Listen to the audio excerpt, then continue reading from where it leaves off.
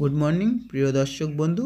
আজ আপনাদের দেখাবো ড্রাগন গাছের চারা কীভাবে তৈরি করতে হয়। তার জন্য ড্রাগন গাছের এই অংশগুলিকে কেটে নেব। আপনারা চাইলে বাড়িতে ছুরি ইউজ করতে পারেন। এবার এই অংশের ঠিক নিচের দিকে একটু সূঁচের মতো করে নেব, যেহেতু একটি মাটিতে বসাবো এবং এর শিকড় আসতে এবং গাছটি বাড়তে একটু সময় লাগবে, সেহেতু এরকমভাবে কেটে নেওয়া ভালো।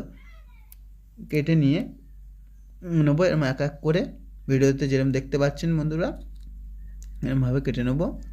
তারপর আমরা আগে থেকে মাটিতে গোবর সার দিয়ে রেখেছিলাম, সেই গোবর সারের ওপর এক এক করে গাছগুলিকে বসিয়ে দেবো।